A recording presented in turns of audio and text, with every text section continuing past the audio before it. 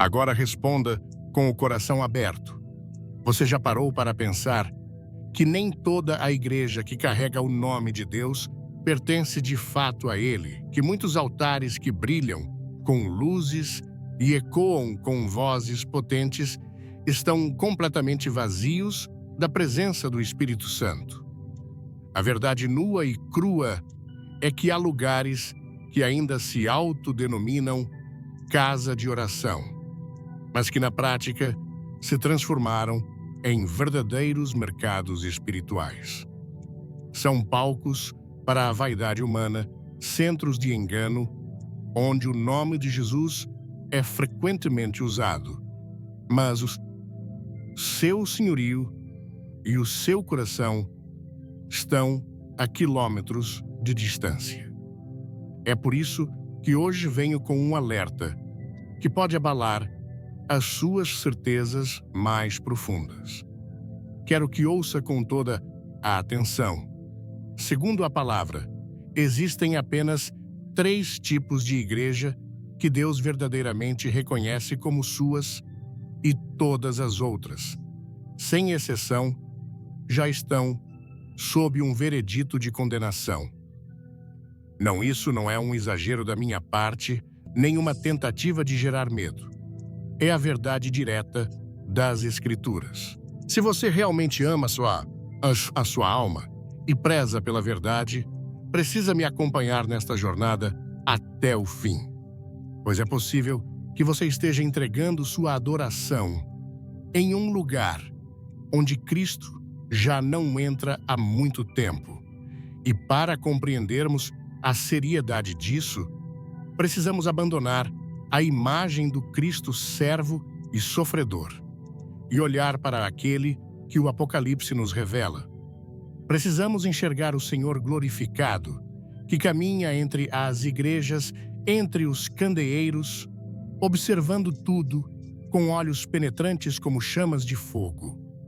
Ele não é um espectador passivo. Ele sonda os corações, examina as motivações mais secretas e perscruta a pureza de cada altar. A voz que fala hoje não é mais a do carpinteiro da Galileia, mas a voz como de muitas águas, a voz do juiz de toda a terra. E ele não fala para agradar, mas para confrontar, pois o tempo é curto e a eternidade está batendo à nossa porta. A dura advertência de Cristo às igrejas. Deus conhece cada altar. Ele anda entre os candeeiros. Ele observa com olhos como chamas de fogo. Ele sonda os corações, examina as motivações, perscruta cada altar.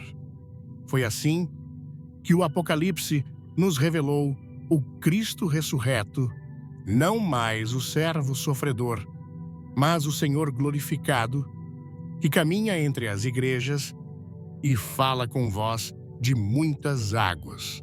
E ele não fala para agradar, ele fala para confrontar, porque o tempo é curto e a eternidade está diante de nós. E o que vemos é um povo que aprendeu a frequentar templos, mas desaprendeu a temer a Deus. As igrejas mencionadas nas cartas do Apocalipse não são metáforas vazias. Elas representam realidades que continuam existindo hoje. É possível ser como Éfeso, cheio de boas obras, mas ter perdido o primeiro amor. É possível ser como Sardes, ter nome de que vive, mas estar morto. E é possível ser como Laodiceia, confortável, abastada, convencida de que está tudo bem, mas prestes a ser vomitada da boca do próprio Cristo. E essa imagem não é simbólica, é real, é julgamento. Nem toda igreja que carrega uma cruz na fachada tem a cruz de Cristo no centro do altar. Nem todo púlpito que cita versículos está cheio do Espírito. Nem toda comunidade que canta aleluia tem um coração rendido ao Senhor. Há muitas igrejas cheias de barulho e vazias de glória, cheias de aplausos e vazias de arrependimento, cheias de estrutura, mas sem presença. O que Deus procura não é um templo bonito, mas um povo quebrantado. A visão de João, na ilha de Pátimos, nos lembra que Jesus conhece cada igreja. Ele sabe quem são os fiéis. Ele sabe onde estão os que ainda não se dobraram a Baal. Ele sabe onde está o joio, onde está o trigo, onde estão os lobos, onde estão as ovelhas. Nada está escondido dos seus olhos, nem a motivação do pregador, nem o espírito que move a adoração, nem os acordos ocultos feitos atrás das cortinas eclesiásticas. Ele sabe, ele vê, ele julga. Se Jesus entrasse hoje na sua igreja, ele sorriria ou choraria.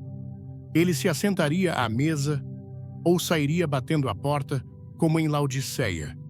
Ele encontraria um altar santo ou um palco contaminado. Encontraria humildade ou soberba. Encontraria um povo faminto por justiça ou consumidores religiosos famintos por bênçãos. A pergunta não é se há pessoas, mas se há presença, porque há igrejas lotadas de pessoas e abandonadas por Deus. Igrejas que seguem funcionando, mas Deus já se retirou. Quando lemos Apocalipse, capítulos 2 e 3, vemos 7 cartas que revelam 7 diagnósticos espirituais distintos. E o mais impressionante é perceber que o próprio Jesus dá a cada uma a sentença. Conheço as tuas obras. Ele não é um espectador. Ele é o dono da igreja. Ele é o cabeça. Ele tem autoridade para aprovar ou rejeitar. E ele não se impressiona com números, com construções, com visibilidade. O que ele procura é fidelidade, pureza, obediência.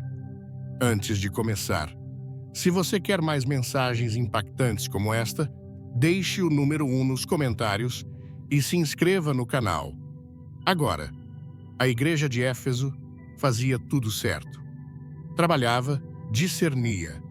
Os falsos mestres era zelosa, mas perdeu o essencial, o amor.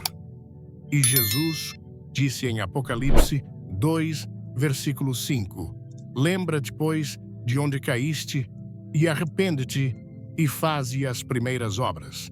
Quando não brevemente, a ti virei, e tirarei do seu lugar o teu castiçal, se não te arrependeres. Isso significa que é possível continuar funcionando como igreja, mesmo quando o candeeiro, a presença e a luz de Deus já foi retirado.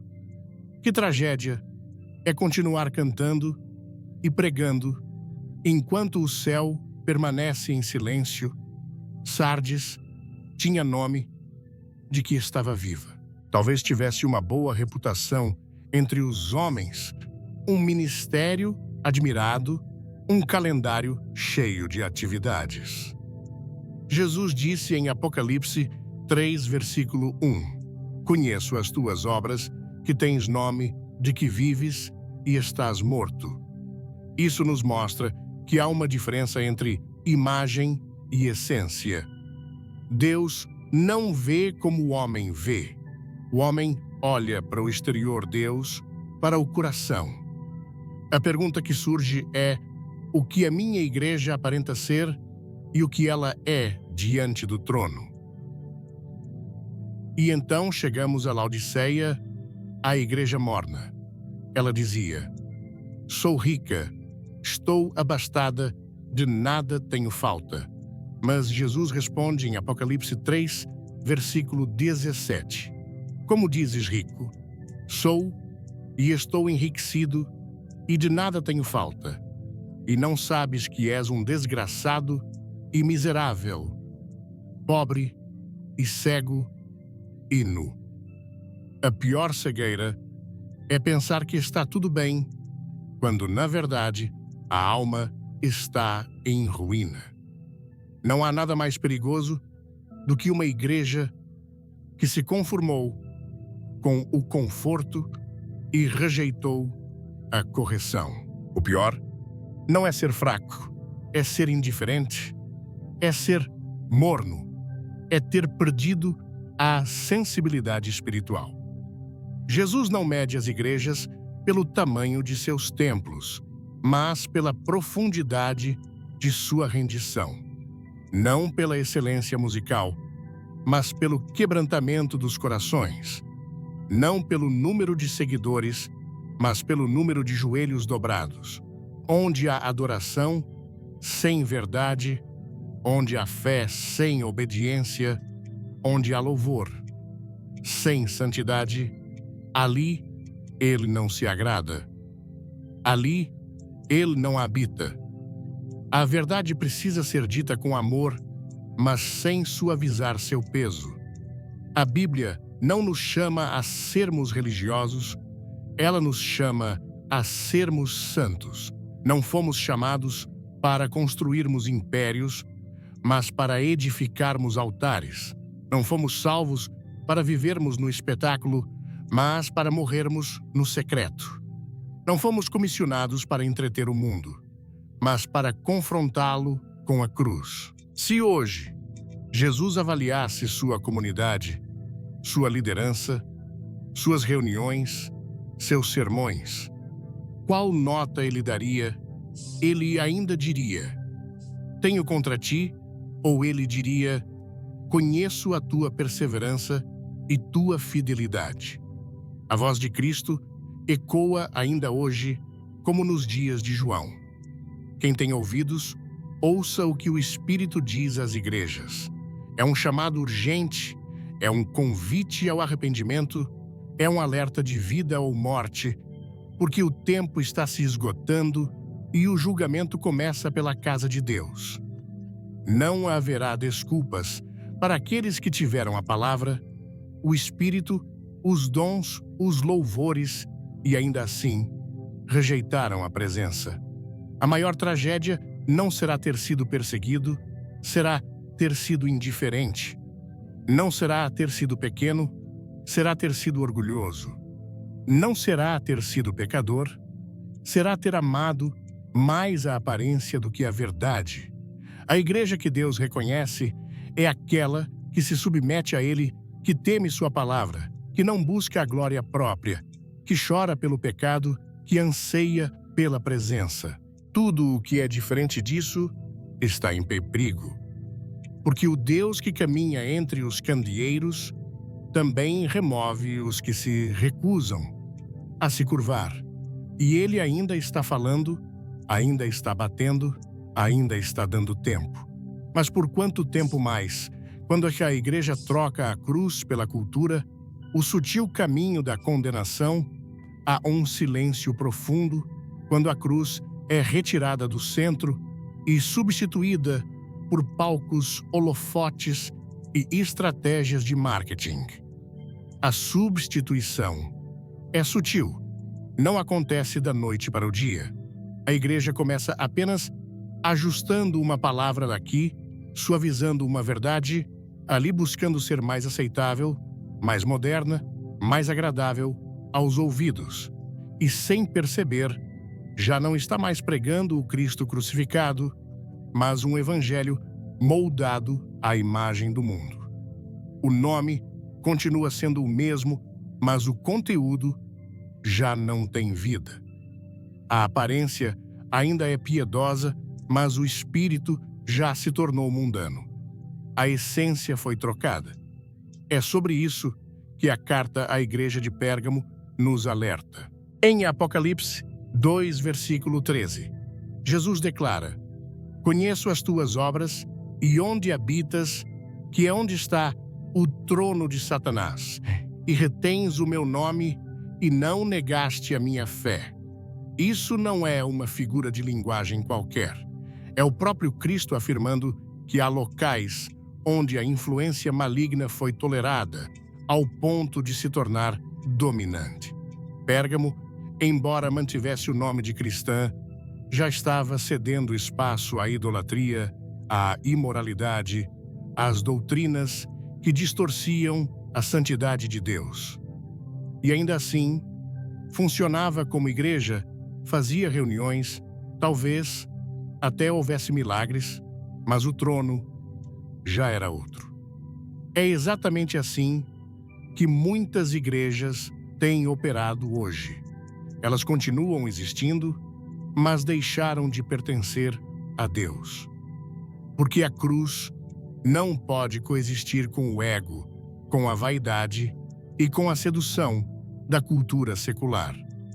Quando o evangelho é adaptado para não ferir, ele também perde o poder de curar. Quando deixamos de falar do pecado para não incomodar, também deixamos de libertar. Quando suavizamos a verdade para manter a audiência, perdemos a unção. O Espírito Santo não se move onde há contaminação doutrinária. A igreja que se rende ao mundo pode continuar lotada, mas espiritualmente está falida. O púlpito se transforma em palco. O pregador se torna um motivador.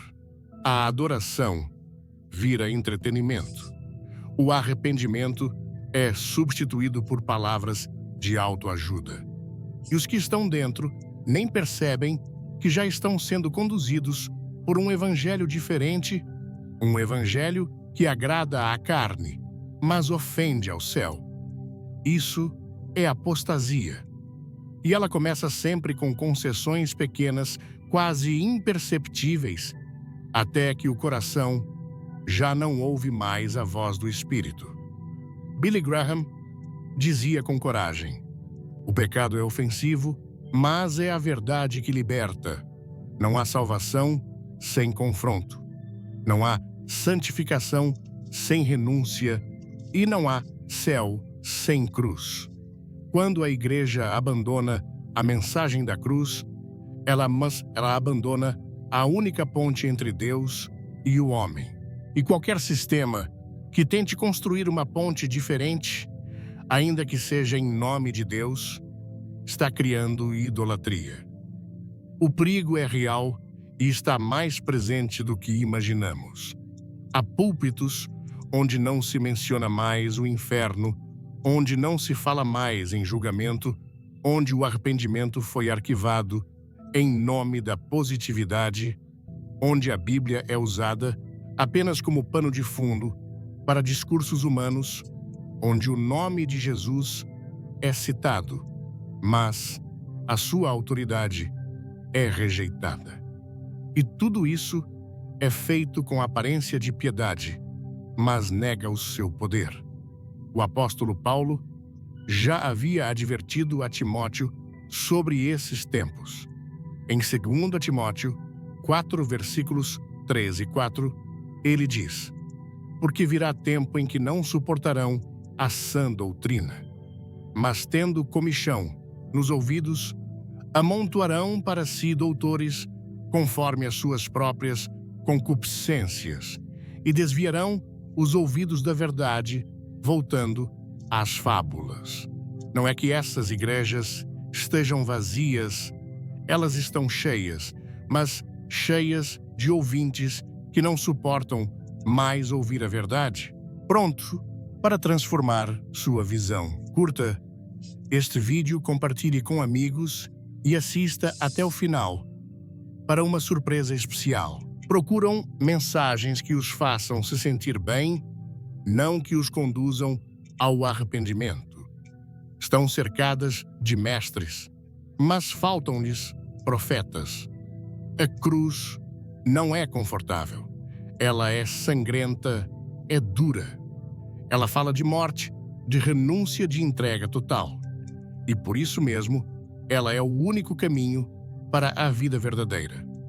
Quando a cruz é retirada do centro da mensagem, sobra apenas religião sem redenção, fé sem frutos, louvor sem quebrantamento, avivamento falso que excita os sentidos, mas não transforma o caráter.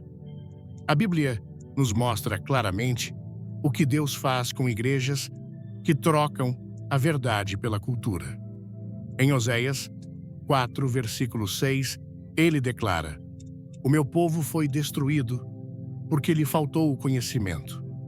Porque tu rejeitaste o conhecimento, também eu te rejeitarei, para que não sejas sacerdote diante de mim."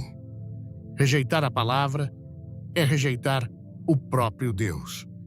E quando a igreja prefere seguir as tendências do mundo, ao invés da direção do Espírito, ela caminha para o juízo. Deus não se associa ao erro.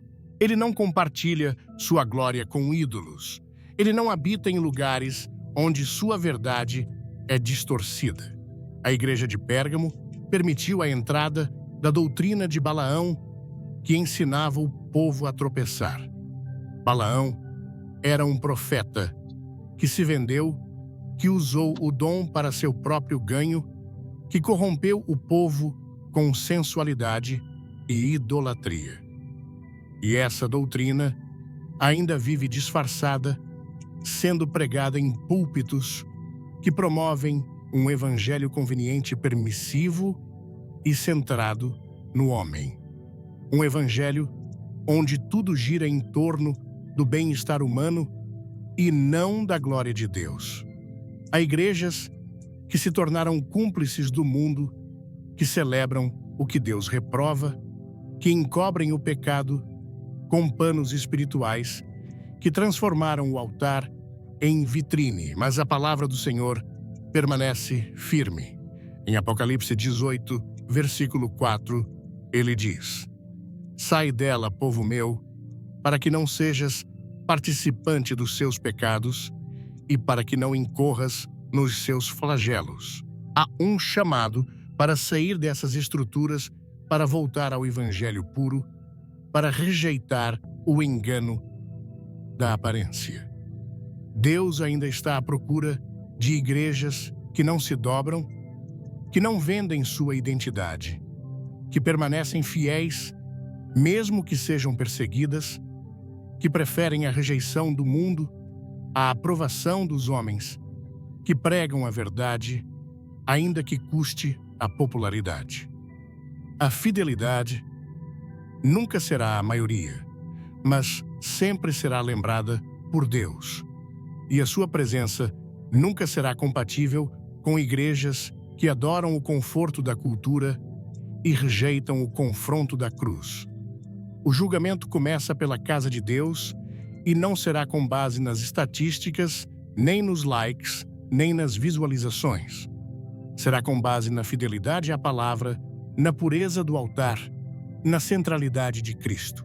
E todas as igrejas que trocaram a cruz pela cultura terão que prestar contas. Não importa quantas campanhas tenham feito, quantos eventos tenham organizado ou quantos seguidores tenham conquistado, a única pergunta que ecoará será: vocês foram fiéis ao meu filho? A igreja que agrada o mundo será rejeitada pelo céu, mas a igreja que carrega a cruz será reconhecida pela eternidade. É hora de decidir de que lado estamos, porque o tempo da omissão acabou. O Espírito está falando e ele não habita em estruturas vazias. Ele procura um povo que não negocia, que não se curva, que não se cala.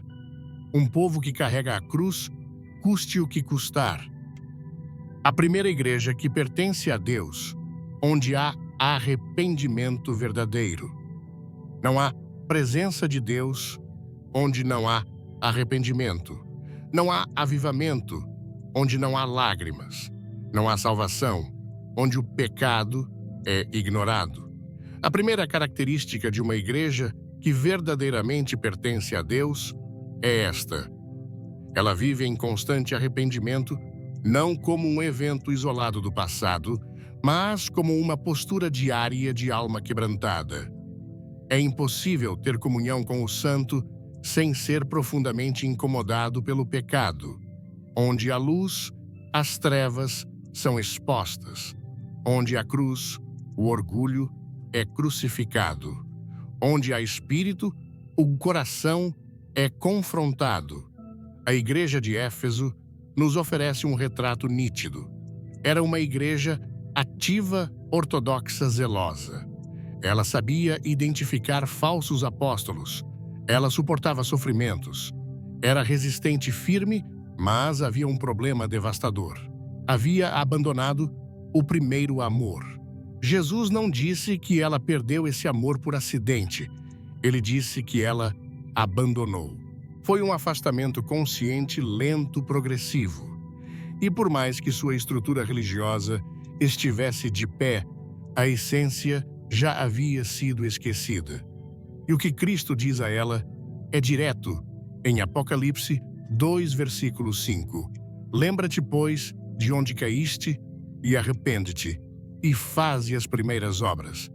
Se esta mensagem mexer com seu coração, clique no like, comente amém e se inscreva para não perder o próximo conteúdo. Isso revela que o arrependimento não é só para o início da fé, ele é o caminho da restauração. É possível fazer tudo certo do lado de fora e ainda assim estar longe do coração de Deus. O primeiro amor não é uma emoção, é uma submissão total. É quando Cristo não é apenas um tema nos cânticos, mas o centro da adoração. É quando o pecado causa dor, quando o joelho se dobra com temor, quando a palavra penetra como espada. Uma igreja que perdeu isso precisa voltar, precisa lembrar, precisa se arrepender. O problema de muitas igrejas hoje não é a falta de atividade, é a falta de quebrantamento. São igrejas cheias de agendas, programações, projetos e movimentos, mas que não choram mais por seus pecados. Não se arrependem da frieza, da indiferença, da dureza de coração. Elas substituíram o arrependimento pela autoafirmação, a cruz pelo conforto, a humildade pela vaidade espiritual. Elas aprenderam a funcionar sem a glória, aprenderam a conviver com o silêncio do céu. Mas uma igreja que pertence a Deus não suporta isso. Ela sente falta, ela clama, ela volta. Quando o arrependimento desaparece do púlpito, a decadência começa no altar. Quando os pregadores trocam a exortação pela adulação, o povo perde a direção. Quando se remove a pregação da cruz, tudo o que sobra é religião morta. A igreja que pertence a Deus fala do pecado com seriedade, não para condenar, mas para libertar. Ela não minimiza o juízo, mas o apresenta como parte da graça, porque só entende o valor do sangue quem reconhece o peso da culpa. Só valoriza a cruz quem entende que deveria estar nela. Foi assim com o publicano da parábola. Jesus contou que 2 homens subiram ao templo para orar, um fariseu e um publicano. O fariseu agradecia por sua justiça, por suas boas obras, por não ser como os pecadores. O publicano de longe nem ousava levantar os olhos. Batia no peito e dizia em Lucas 18, versículo 13, Ó Deus, tem misericórdia de mim, pecador. E Jesus disse, Este desceu justificado, porque Deus não resiste a um coração quebrantado. Ele rejeita o orgulho espiritual, mas habita com os contritos de espírito. A igreja que pertence a Deus não se exalta, ela se humilha. Ela reconhece que precisa ser lavada todos os dias, que precisa morrer para si mesma, que precisa se submeter à palavra. É uma comunidade onde o pecado não é tolerado, mas tratado, onde a graça não é usada como licença, mas como capacitação para viver em santidade, onde o altar é lugar de choro, não de performance, onde o arrependimento é celebrado como porta para a glória. O autor de Hebreus declarou com clareza em Hebreus 12, versículo 14. Segui a paz com todos e a santificação, sem a qual ninguém verá o Senhor. A santificação começa no arrependimento e a igreja que pertence a Deus vive nesse ciclo santo, ver a própria miséria correr para a cruz, receber o perdão e se levantar com temor. Uma igreja que não se dobra diante da cruz já está caída, mesmo que seus bancos estejam cheios, porque a verdadeira glória de uma igreja não é sua estética, nem seu som, nem sua popularidade, é sua capacidade de se ajoelhar. Davi entendeu isso. Ele pecou gravemente, adulterou, matou, mentiu. Mas quando foi confrontado pelo profeta Natã, ele não tentou se justificar. Ele rasgou o coração. No Salmo 51, versículos 10 e 11, ele clama: Cria em mim, ó Deus, um coração puro, e renova em mim um espírito reto. Não me lances fora da tua presença e não retires de mim o teu Espírito Santo. Isso é arrependimento verdadeiro. Não é medo da punição, é desespero pela ausência de Deus. Se hoje a sua igreja não fala mais sobre pecado, algo está errado. Se não há mais chamadas ao arrependimento, o espírito já foi entristecido. Se não há mais confronto, não há mais crescimento. A igreja que pertence a Deus vive em reforma contínua. Ela sabe que ainda há coisas a serem limpas, que ainda há motivações a serem purificadas, que ainda há áreas que precisam se curvar. É como Isaías no templo, quando viu o Senhor exaltado. Sua reação imediata foi em Isaías 6, versículo 5, Ai de mim, que estou perdido, porque ninguém pode estar diante de Deus e sair o mesmo. A tragédia espiritual de nossos dias é que muitos se habituaram a frequentar o templo sem nunca serem confrontados. Aprenderam a cantar sem sentir a orar, sem crer a ouvir sermões, sem responder. Tornaram-se imunes ao Espírito, insensíveis ao chamado. Mas a igreja que pertence a Deus nunca perde a sensibilidade. Cada palavra que sai do altar encontra solo fértil. Cada oração nasce da dependência. Cada passo é dado com temor, porque onde há arrependimento, há presença. E onde há presença, há transformação. A cruz continua sangrando. O sangue ainda tem poder, mas só quem reconhece o próprio pecado pode acessar esse poder. E esse reconhecimento não acontece com superficialidade. Ele acontece com gemidos, com lágrimas, com silêncio santo. A igreja que pertence a Deus não é perfeita, mas é rendida. Ela não é livre de falhas, mas é marcada pela confissão. Ela não vive sem erros, mas vive sem máscaras, porque ela entendeu que o arrependimento é o perfume que atrai a presença de Deus. E é por isso que essa igreja permanece, não porque seja forte, mas porque se humilha, não porque seja popular, mas porque é fiel, não porque nunca caiu, mas porque sempre se levantou com os olhos em Cristo. Ela é reconhecida pelo céu, porque onde há arrependimento, Deus se inclina. Onde há quebrantamento, o céu responde. Onde há cruz, há vida.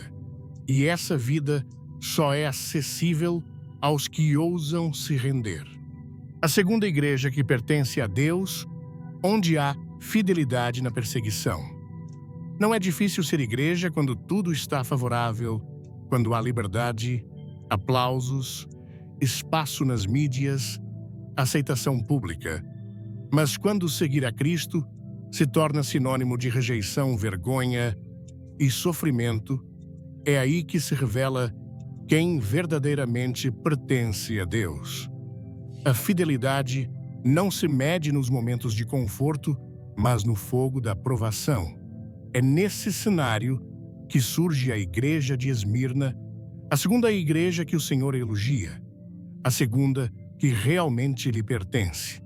Uma igreja pobre aos olhos do mundo, mas rica aos olhos do céu, rejeitada pela sociedade, mas honrada por Cristo.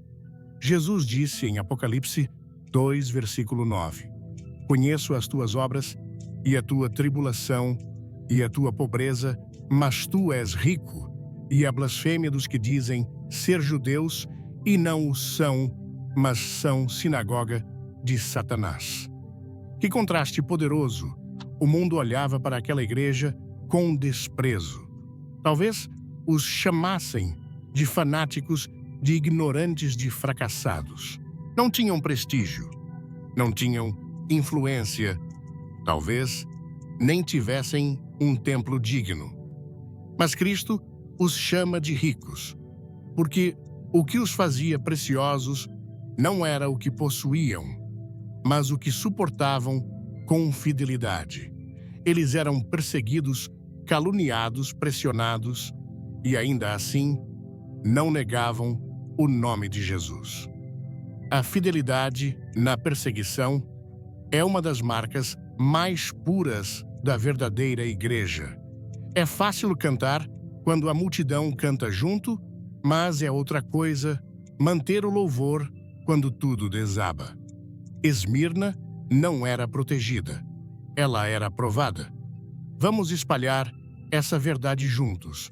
Curta, compartilhe e veja até o fim, para receber uma mensagem que vai te marcar. Era açoitada pelo Império Romano, desprezada pelos judeus religiosos, atacada por todos os lados, e mesmo assim não se curvou. Essa é a igreja que Cristo reconhece como sua. A igreja que, mesmo cercada de trevas, mantém acesa a chama da fé, que mesmo machucada, continua dizendo: ainda que me mate nele, esperarei.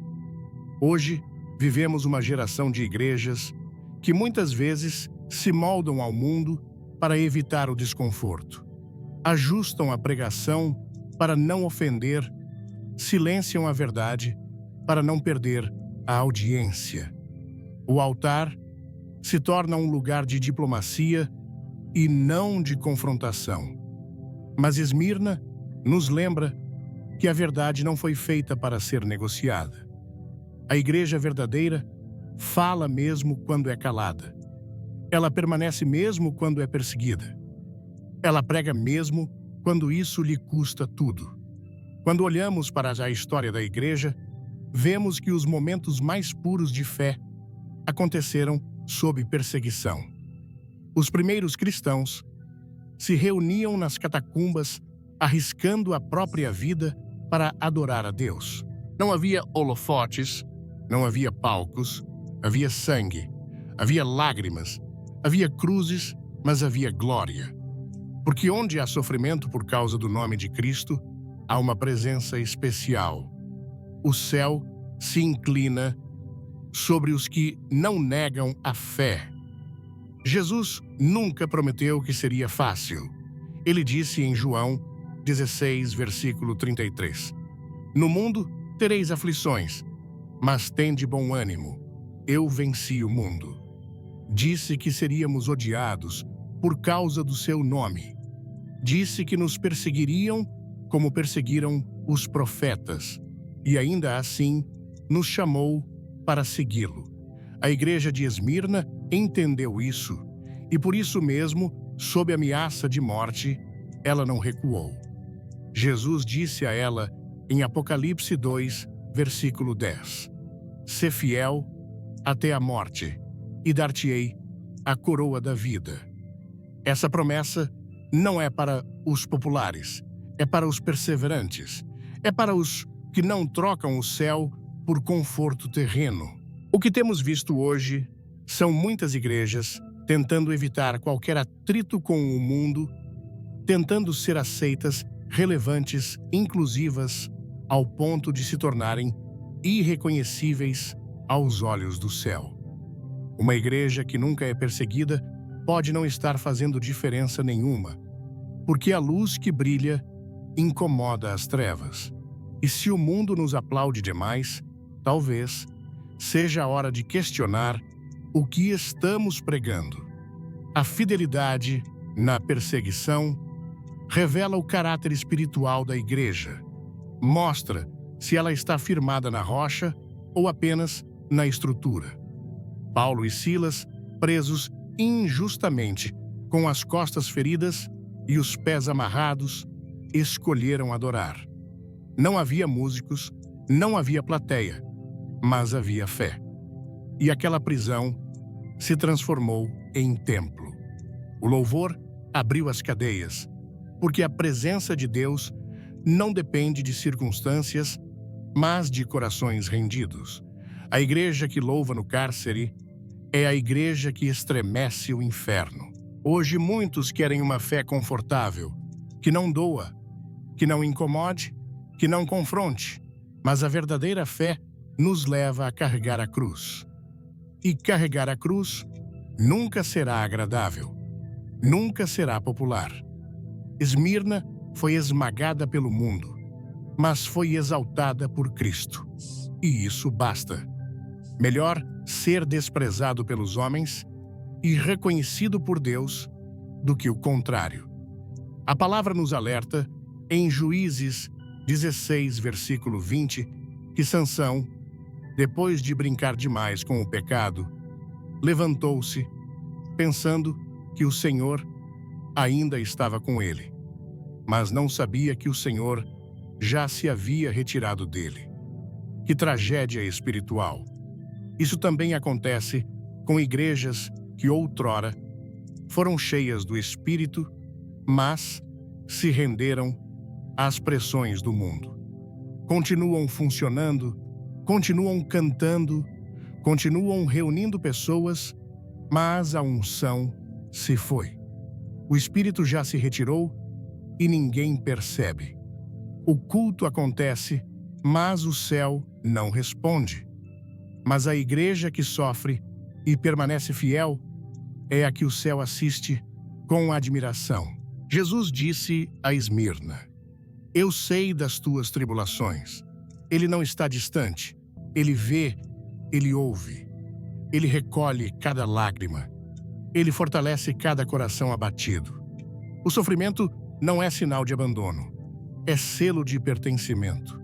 Se te perseguem por causa da justiça, alegra-te, porque grande é a tua recompensa. E porque isso mostra que você não se envergonha do Evangelho.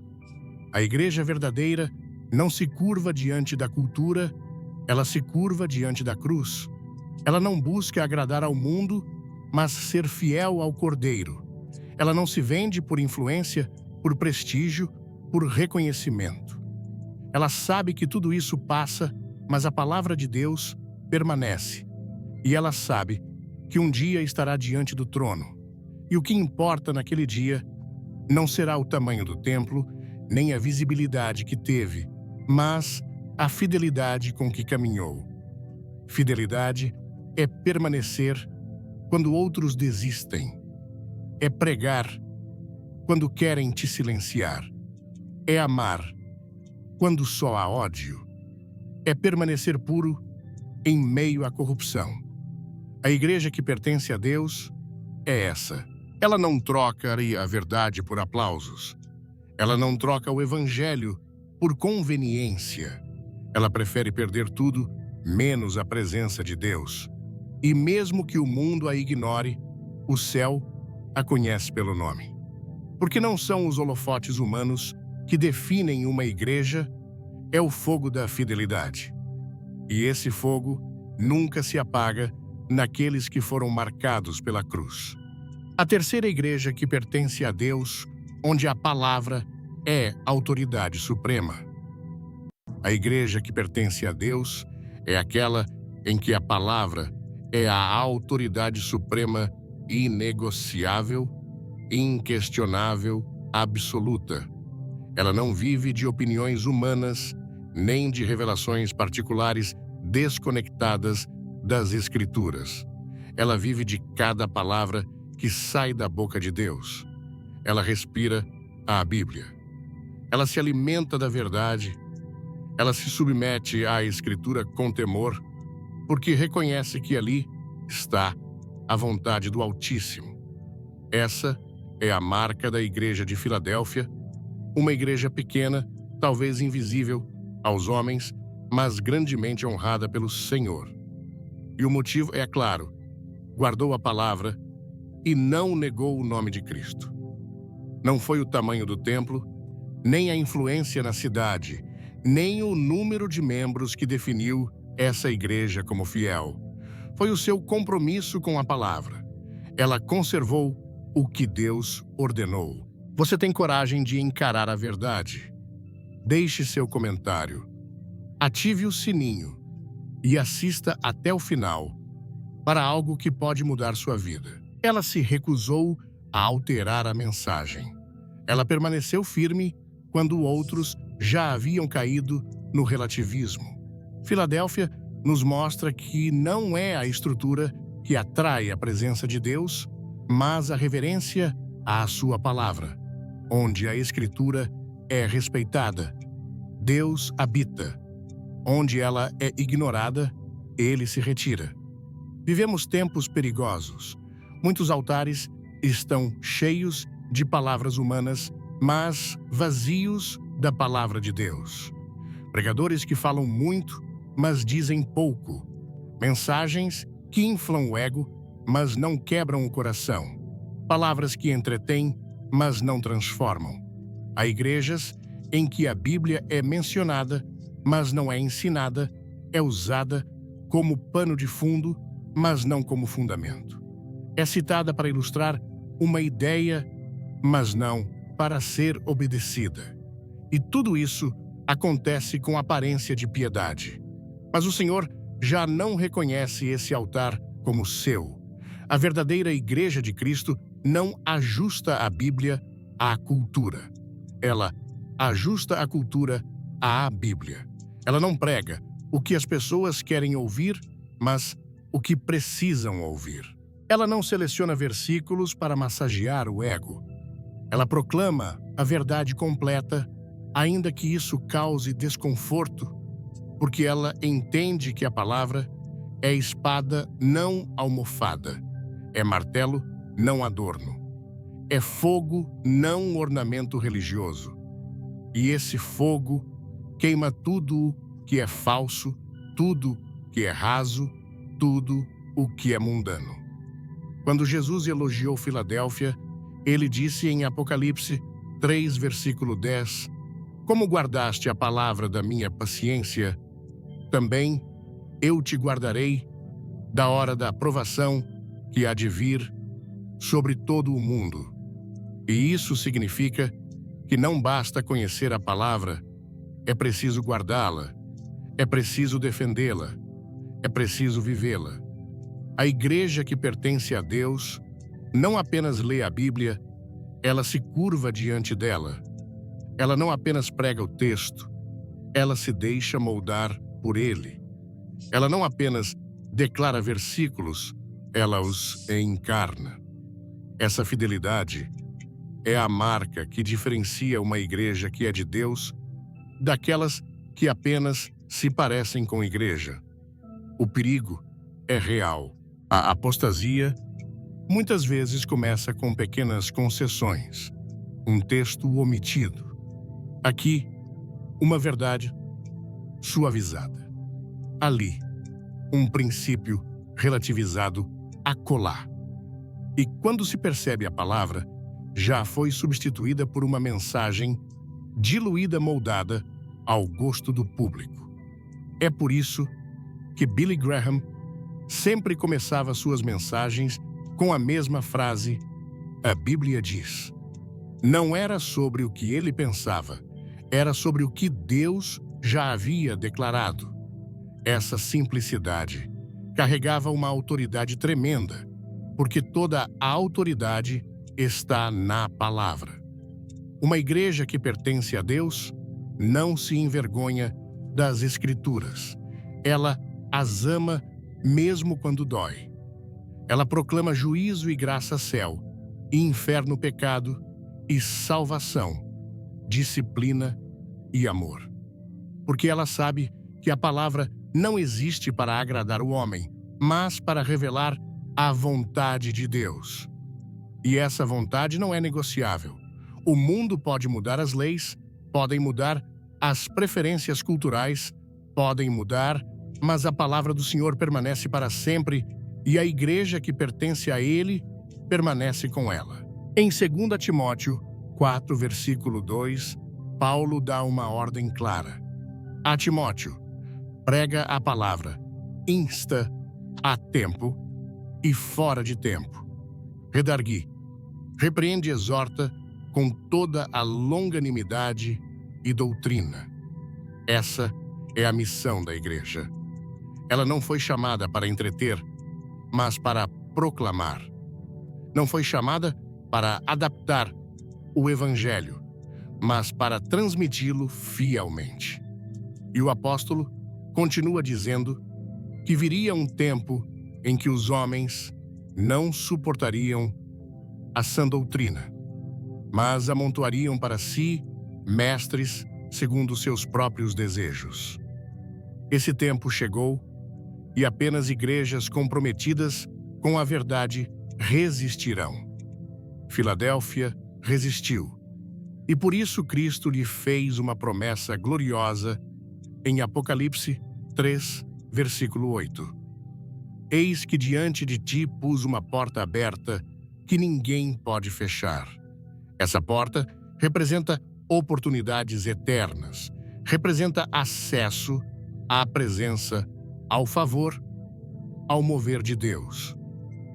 Não porque a igreja era poderosa, mas porque era fiel. A fidelidade à palavra abre portas que o mundo jamais poderá abrir e sustenta uma igreja que o inferno jamais poderá vencer. A autoridade de uma igreja não está na eloquência de seus pregadores, nem no carisma de seus líderes, nem na popularidade de seus programas. Está no quanto ela se submete à Escritura. Se ela honra a Bíblia, ela será honrada por Deus. Se ela ignora a Bíblia, será ignorada por Deus. O critério é simples, direto e inegociável. Uma igreja pode ser admirada por todos, mas se ela torce a palavra, ela está em rebelião contra o céu. E por mais bela que pareça, será julgada por sua infidelidade. Há igrejas que se dizem evangélicas, mas negam as verdades centrais da fé, negam a divindade de Cristo, negam a inspiração plena das Escrituras, negam o juízo vindouro, negam a necessidade de arrependimento.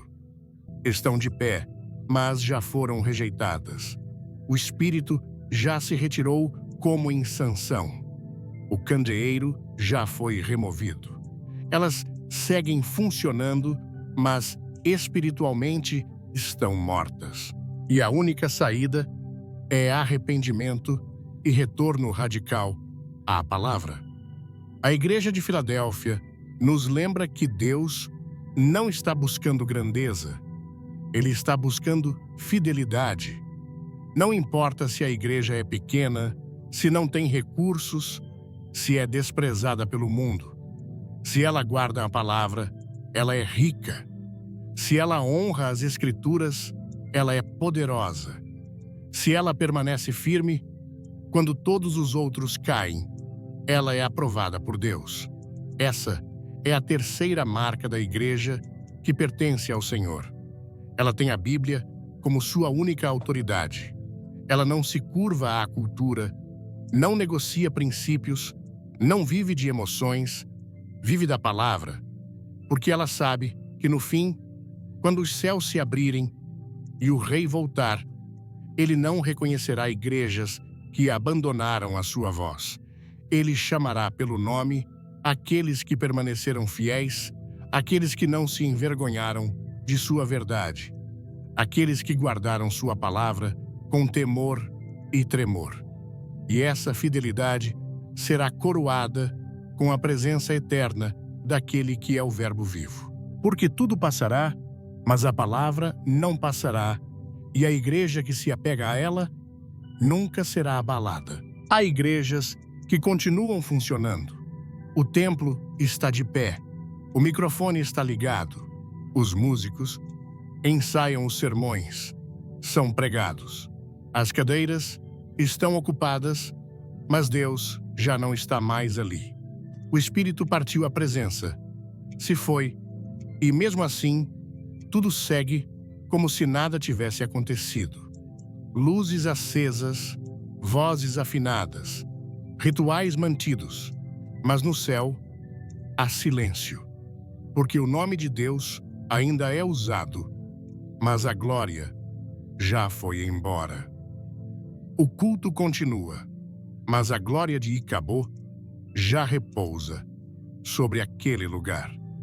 A glória se foi, como em 1 Samuel 4, versículo 21, e chamou o menino de Icabô, dizendo: foi-se a glória de Israel. Essa é a realidade mais aterradora da vida espiritual.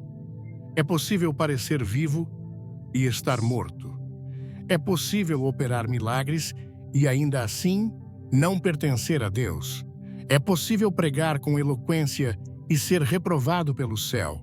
Jesus foi claro em Mateus 7, versículos 22 e 23. Muitos me dirão, naquele dia: Senhor, Senhor, não profetizamos nós em teu nome, e em teu nome não expulsamos demônios, e em teu nome não fizemos muitas maravilhas. E então lhes direi abertamente: nunca vos conheci. Apartai-vos de mim, vós que praticais a iniquidade.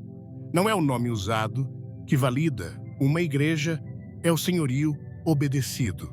Eles usaram o nome de Cristo, fizeram coisas em nome dele e mesmo assim foram rejeitados.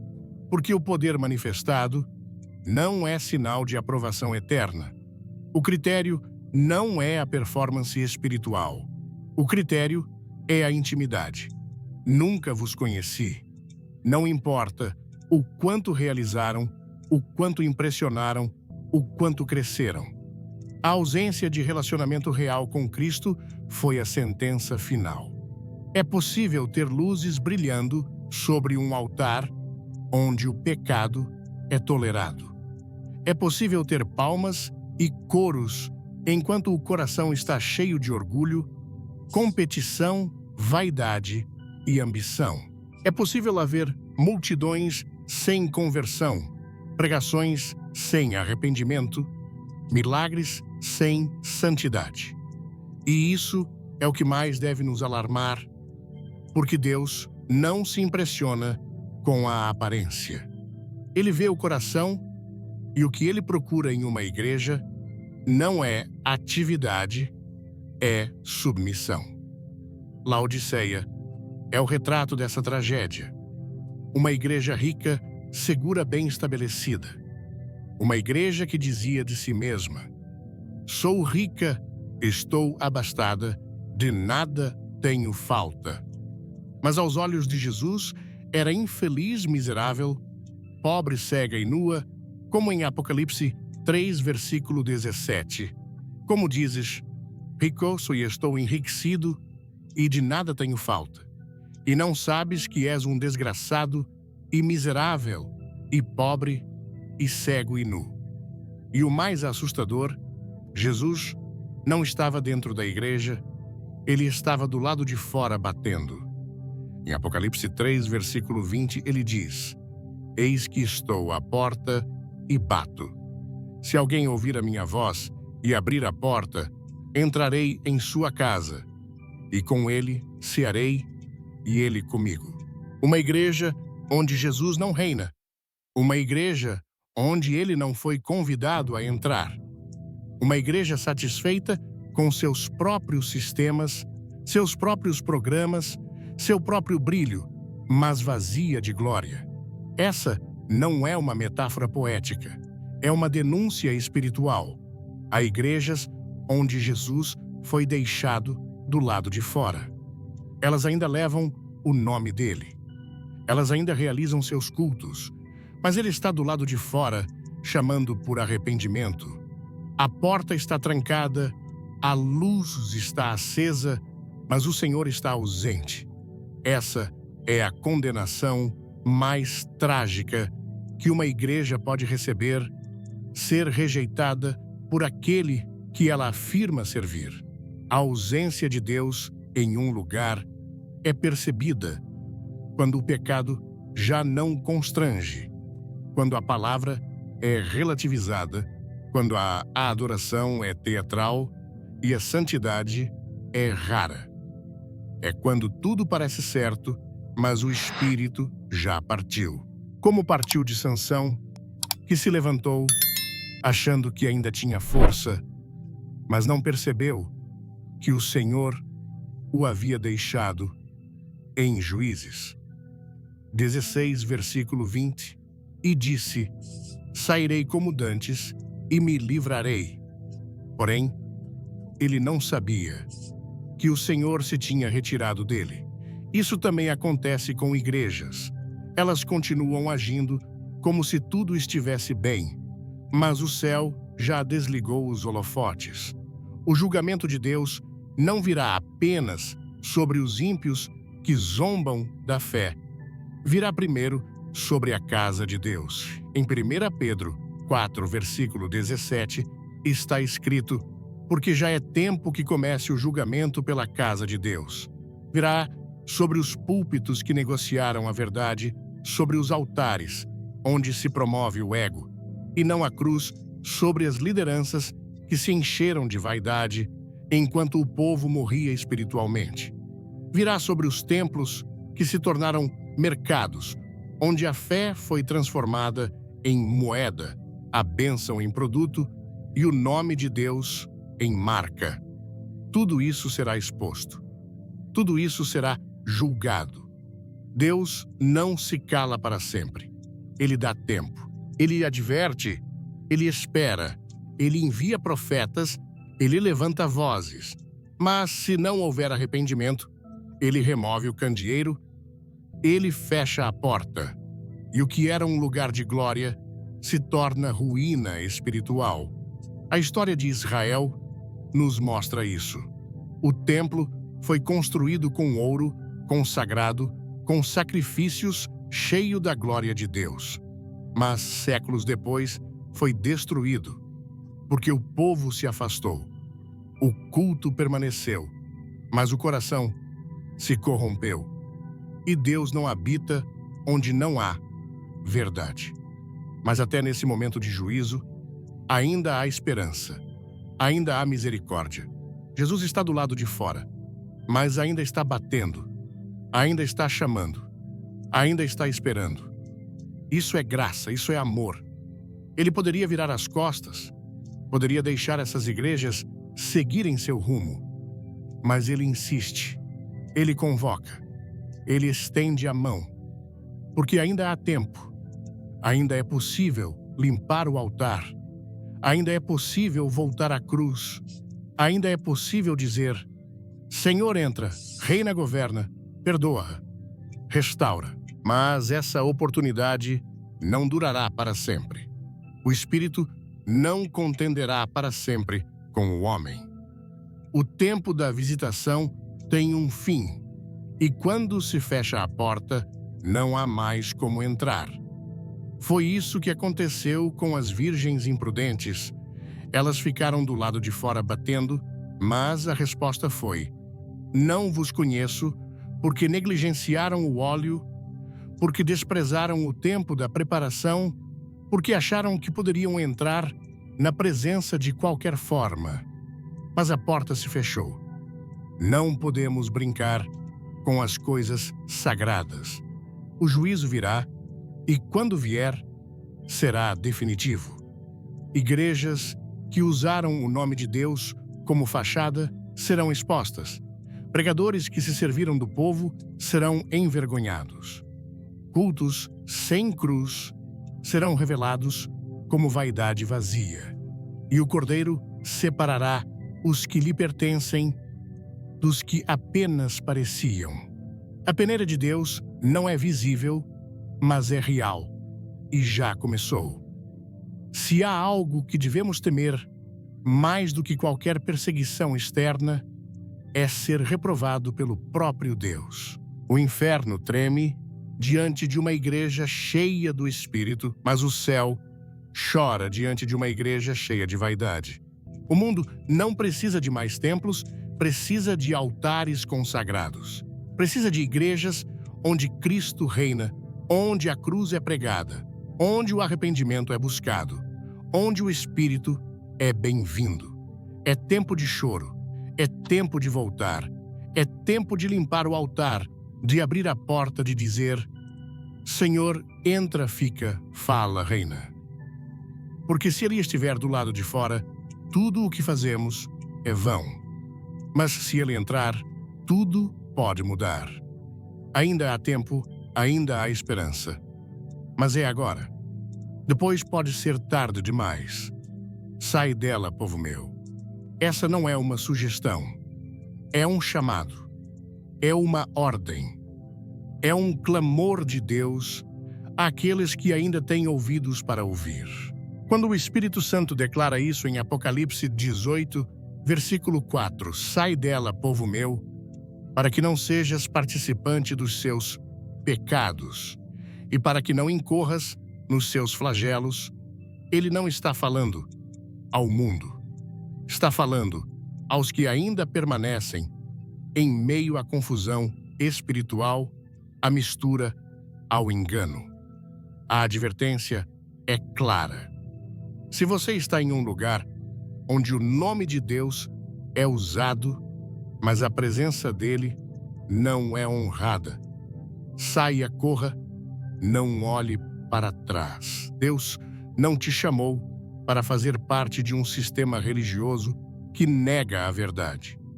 Ele não te salvou para que você se acostume com o erro. Ele não te libertou do mundo para que você volte a viver uma fé que apenas se parece com o Evangelho, mas está morta por dentro. O mesmo Deus que chamou Abraão para sair de Ur, que chamou Moisés para sair do Egito, que chamou os discípulos para saírem das sinagogas, está chamando você agora para sair daquilo que ele já rejeitou, porque não há comunhão entre luz e trevas. Não há comunhão entre verdade e mentira. Se você já percebeu que Cristo não reina mais onde você está, não ignore esse discernimento. O Espírito Santo não revela algo para ser negligenciado. Ele revela para que você reaja. Ele mostra a podridão por trás do brilho religioso, não para te ferir, mas para te salvar.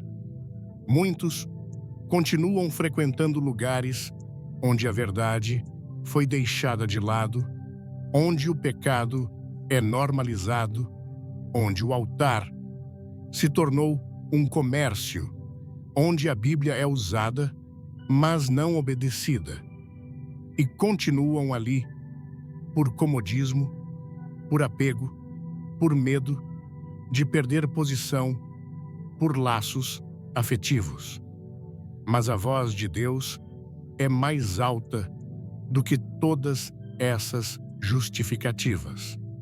Ele diz: sai, não se engane. Permanecer onde Cristo foi rejeitado é se tornar cúmplice. Quando Jesus entrou no templo e viu os cambistas, os vendedores, os exploradores, ele não aplaudiu. Ele virou as mesas e muitos daqueles religiosos continuaram ali mesmo depois da purificação, insistindo em manter o sistema que Deus já havia condenado. Mas os que conheciam a verdade entenderam. O tempo do templo havia passado. Agora Era hora de seguir o Cordeiro. E eles o seguiram. Saíram da estrutura para viver a presença. Saíram da tradição para viver a verdade. Saíram da aparência para viver o fogo. Seguir a Cristo, muitas vezes, exige deixar o que é confortável, exige romper com o que é conveniente, exige coragem para sair daquilo que todo mundo acha normal, mas o Espírito já rejeitou. Jesus disse em Mateus 16, versículo 24, Se alguém quiser vir após mim, negue-se a si mesmo, tome a sua cruz e siga-me. Isso vale para escolhas pessoais, mas também vale para a comunidade onde você decide congregar. Você não pode seguir a Cristo e seguir líderes que o negam. Você não pode adorar a Deus em um ambiente onde o nome dele é usado para manipular. É hora de romper com o engano de sair da igreja que exalta o homem, que promove o espetáculo, que transforma o púlpito em palco, que substitui o Espírito Santo por estratégias humanas, que mascara o pecado com linguagem suave, que alimenta o orgulho em vez de pregar arrependimento.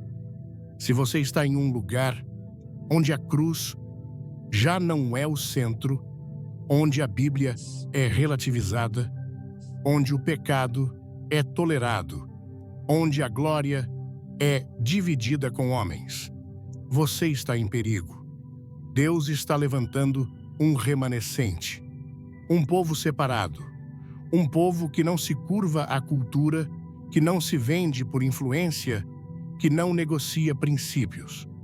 Um povo que prefere ser pequeno com a presença de Deus do que grande com a aprovação dos homens. E esse povo está sendo chamado, agora chamado a sair, chamado a se separar, chamado a buscar o altar verdadeiro, onde Cristo é tudo, onde a palavra é viva, onde o arrependimento é celebrado, onde o céu responde com glória. A igreja que pertence a Deus é uma igreja irrepreensível, não porque não comete erros, mas porque não tolera o pecado, porque se arrepende, se santifica, se consagra. É uma igreja que treme diante da palavra, que prega o juízo com amor, que vive a graça com responsabilidade, que ama o pecador, mas odeia o pecado, que está disposta a perder tudo, menos a presença, que prefere ser rejeitada pelo mundo do que ser rejeitada por Deus. É tempo de despertar, tempo de escolher, tempo de romper com o velho vinho, com os odres furados, com os sistemas que já apodreceram. É tempo de voltar ao início, ao lugar da cruz, ao lugar da humildade, ao lugar onde o Espírito Santo não é um enfeite, mas o Senhor da igreja.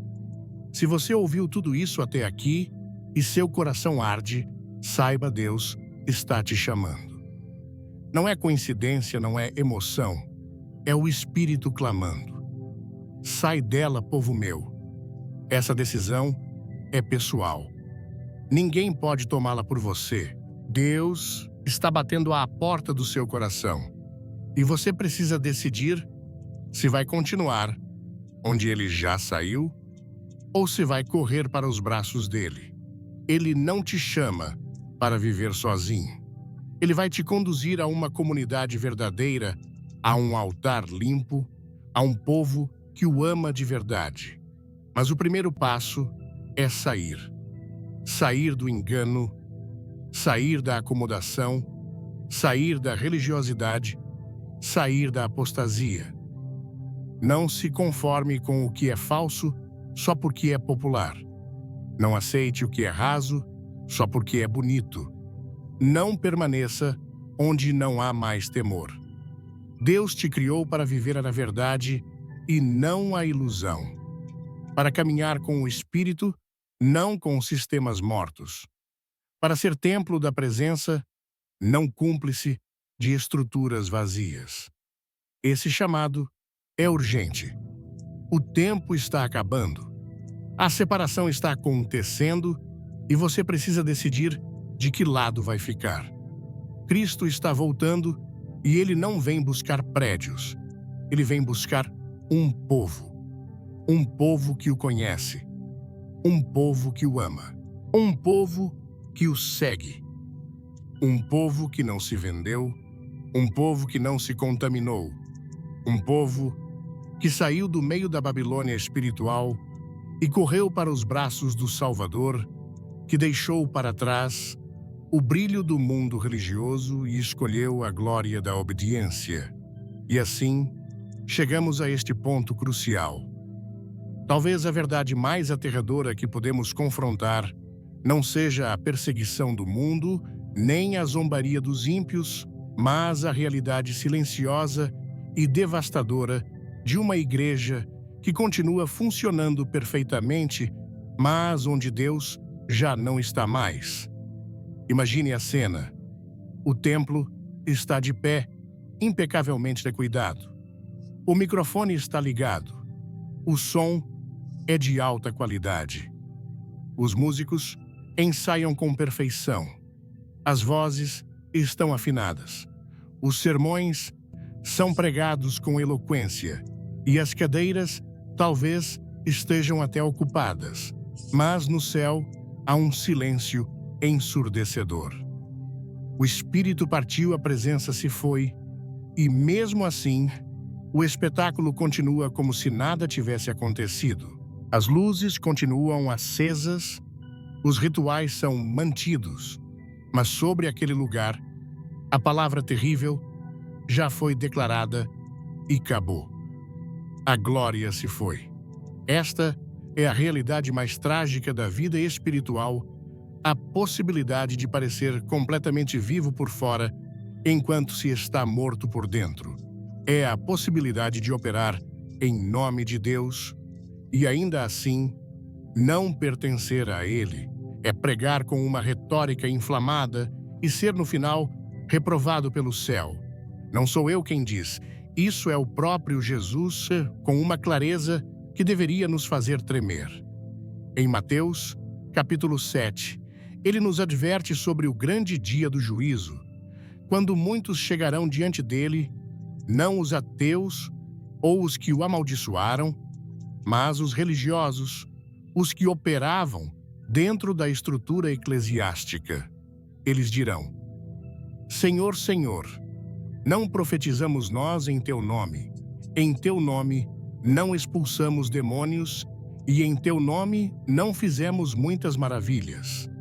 Observe a confiança deles. Eles não chegam com dúvidas, chegam com um currículo de obras espirituais. Eles usaram o nome certo, fizeram as coisas certas. Mas a resposta de Jesus é a sentença mais assustadora de toda a Escritura. Então, lhes direi abertamente: nunca vos conheci. Apartai-vos de mim, vós que praticais a iniquidade. Pense nisso. O critério final de Deus não é a sua performance, não são os seus milagres, não é a sua eloquência ou o tamanho do seu ministério. O critério é a intimidade. Nunca vos conheci. Não é sobre o que você fez para ele, mas se ele te conheceu.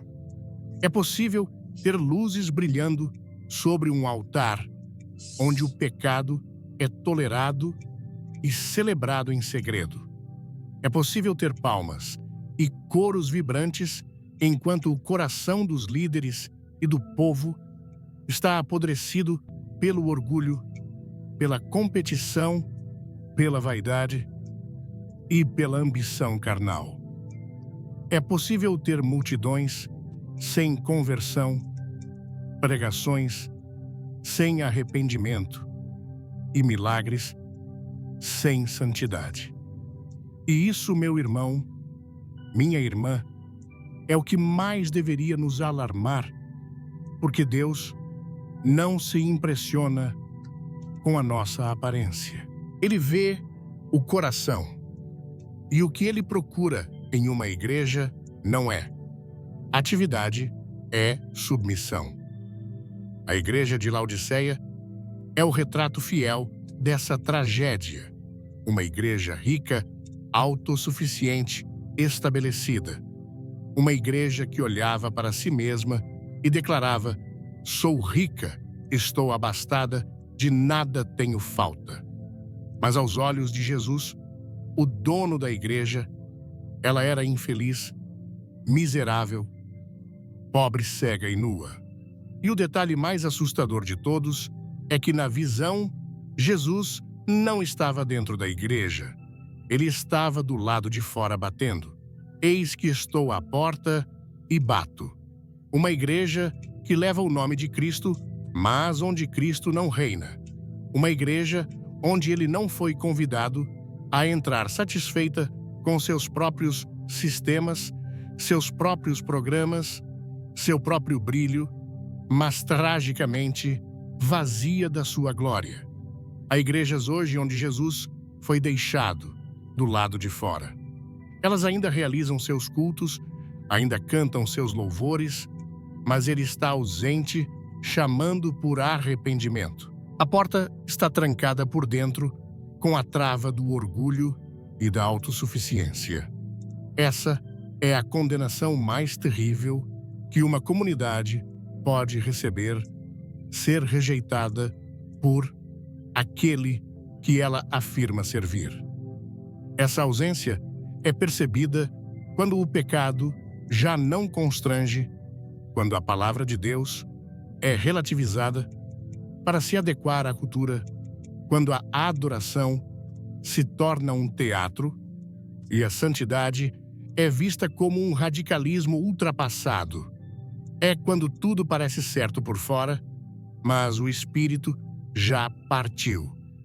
Como partiu de Sansão, que se levantou, pensando que ainda tinha força, mas não sabia que o Senhor o havia deixado. O juízo de Deus não virá apenas sobre os ímpios que zombam da fé. A palavra nos diz que ele começa primeiro pela casa de Deus. Virá sobre os púlpitos que negociaram a verdade, por aplausos sobre os altares que promoveram o ego humano em vez da cruz de Cristo, sobre as lideranças que se encheram de vaidade, enquanto o rebanho morria de fome espiritual. Virá sobre os templos que se tornaram mercados, onde a fé foi transformada em moeda de troca, a bênção em produto e o nome de Deus em uma marca registrada.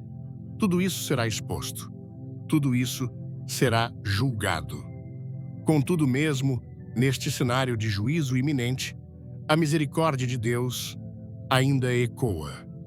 Mesmo diante da porta fechada de Laodiceia, Jesus não vira as costas e vai embora. Ele permanece, ele insiste, ele bate, ele chama. Isso é graça.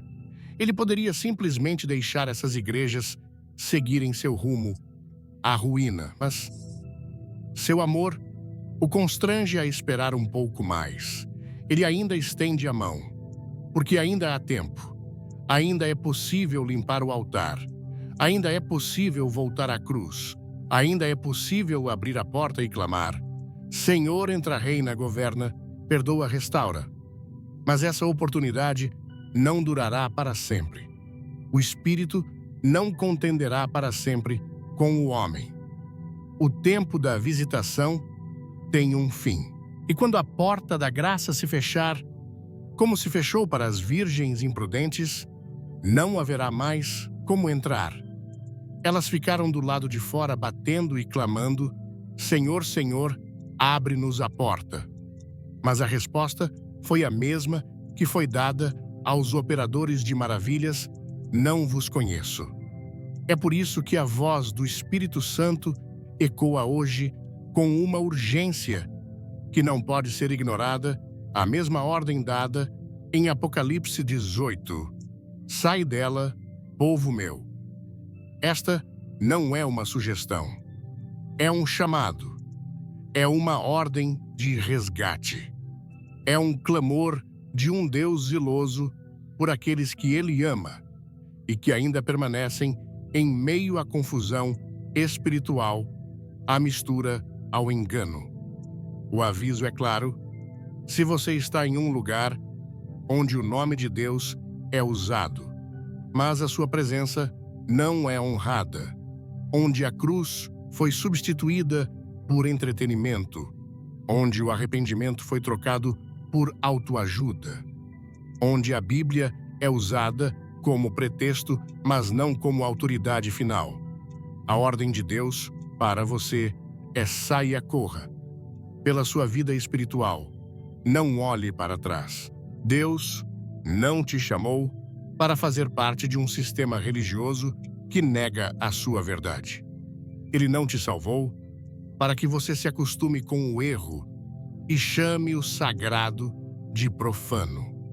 O mesmo Deus que chamou Abraão para sair de Ur, que chamou Moisés para tirar o povo do Egito, está chamando você agora para sair daquilo que ele já rejeitou. Porque não há comunhão entre a luz e as trevas. Se você já percebeu que Cristo não reina mais onde você está, não ignore esse discernimento. O Espírito Santo não te revela a podridão por trás do brilho religioso para te ferir, mas para te salvar. Muitos continuam ali, por comodismo, por apego aos amigos, pelo medo de perder uma posição ou um título, por laços afetivos. Mas a voz de Deus precisa ser mais alta do que todas essas justificativas. Permanecer onde Cristo foi rejeitado é se tornar cúmplice. Essa decisão, no final, é sua. Ninguém pode tomá-la por você. Deus está batendo na porta do seu coração agora e você precisa decidir: vai continuar onde ele já saiu ou vai correr para os braços dele? Ele não te chama para viver sozinho e isolado. Ele vai te conduzir a uma comunidade verdadeira, a um altar limpo, a um povo que o ama de verdade. Mas o primeiro passo é sair. Sair do engano, da acomodação, da religiosidade morta, da apostasia disfarçada de modernidade. Não se conforme com o que é falso só porque é popular. Não aceite o que é raso só porque é bonito. Não permaneça onde não há mais temor. Deus te criou para a verdade, não para a ilusão. Para caminhar com o Espírito, não com sistemas mortos. Cristo está voltando. E ele não vem buscar prédios, denominações ou marcas. Ele vem buscar um povo que o conhece, um povo que o ama, um povo que não se vendeu, que não se contaminou, que ouviu o chamado para sair da Babilônia espiritual e correu para os braços do Salvador. Um povo que deixou para trás o brilho do mundo religioso e escolheu a glória da obediência.